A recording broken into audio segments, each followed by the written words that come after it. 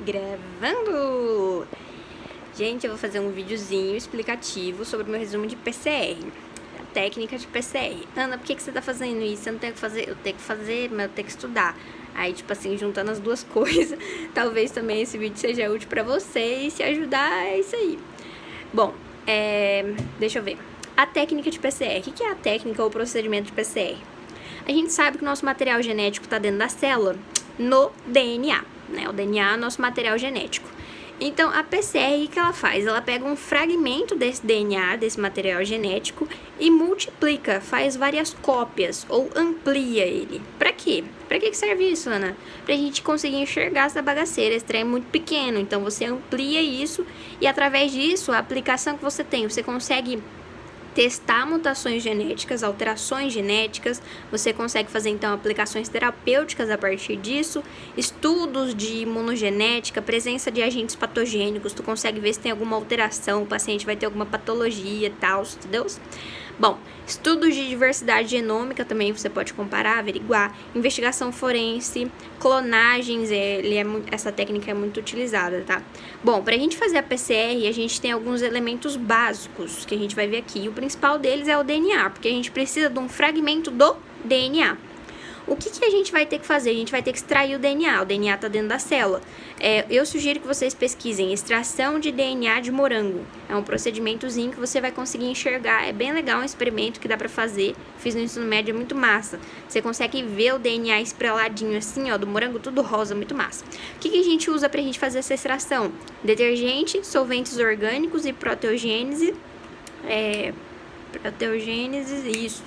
Proteases, perdão, tô confundindo com outra coisa aqui.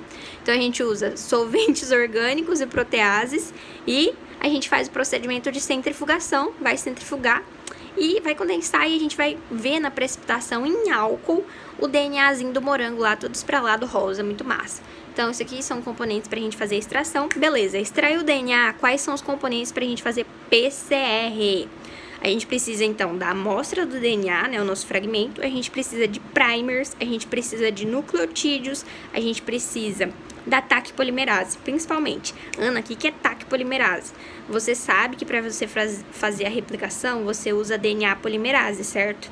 A TAC polimerase, ela é um tipo de DNA polimerase termoestável, porque ela foi sintetizada a partir da Thermus aquaticus, que é uma bactéria que aguenta até 70 graus. Aí colocaram o nome dela de TAC polimerase, só isso, entendeu? É um trem simples, a gente tem que enfiar na cabeça essa bagaceira. É só que os nomes, né, em biologia complicam um pouco. Tá, então, o que essa TAC polimerase vai fazer? Ela vai separar essa nossa dupla fita de DNA, né, no nosso procedimento. O que é a reação da PCR? A reação, ela é repetida ciclicamente através de uma série de alterações de temperatura que possibilita a produção de muitas cópias. O que é isso? O que então a PCR faz? A PCR, ela é um ciclo, galera. Ela aquece, esfria, aquece, esfria, aquece, esfria a nossa amostra. Para quê? Para conseguir fazer a produção de mais cópias do nosso DNA, do nosso fragmento que a gente quer. Bom, pra gente fazer isso, a gente precisa dos primers, né, que a gente acabou de ver. O que são os primers de PCR? O que a gente tem de importante sobre eles? O pesquisador, ele pode usar e escolher um primer e a partir disso, ele escolher a região que ele quer do fragmento. Porque os primers são específicos, certo? Você lembra a função dos primers? Então, eles são específicos. Então, pra gente fazer isso, ele escolhe um primer e ele escolhe, a partir disso, a região que ele quer. Então, os primers possibilitam isso. E eles se ligam ao molde, né, por pareamento de bases complementares. Aqui na fase de anelamento. O que é essa fase? Bom, essa etapa, a gente tem 3 etapas no processo da PCR. Para você ter uma ideia, essas 3 etapas, todo esse processo da PCR acontece repetidamente de 25 a 35 vezes. Então, é um ciclo essa bagaceira aqui da PCR. Tu fica aquecendo, esfriando, entendeu? Ó, quais são as 3 etapas básicas? Desnaturação, anelamento e extensão.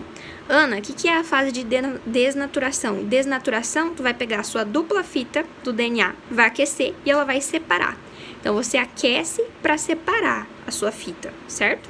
que vai proporcionar um molde, então, de uma fita simples. Aí, você vai resfriar. Quando você resfria, os primers passam a se ligar à sua sequência complementar aqui na sua fita simples, tá? Isso na fase de anelamento. Então, eles se ligaram os primers, você vai aquecer, elevar a temperatura de novo. Essa é a fase de extensão. E daí, a nossa TAC polimerase vai estender os nossos primers, certo? E vai sintetizar novas fitas. Isso aqui possibilita enxergar melhor. Então, você tem a fase de desnaturação, separou as nossas fitas de DNA, separou. Então, vai acontecer o anelamento, certo? Com a utilização dos primers. A extensão aqui, eles vão estender bonitinho com a TAC polimerase. Isso vai ocorrer de 25 a 35 vezes, aquecendo, esfriando e sintetizando várias novas fitas de DNA do fragmento que tu quer. Então, o que acontece? Aquele fragmento pequenininho vai virar vários fragmentos, certo? Iguais. Isso possibilita você enxergar melhor e, a partir disso, aplicar, né, na sua investigação. O que mais que eu tenho para falar dessa bagaceira, galera? Como exemplo de aplicação da PCR, o DNA ampliado por PCR ele pode ser enviado para o sequenciamento, né, visualizado por eletrofluorese em gel também, ou clonado em plasmídio para futuros experimentos. Então, a PCR ela é uma técnica bem importante e isso é o básico da gente entender um pouquinho dela. Espero que eu tenha contribuído aí. Falou, valeu!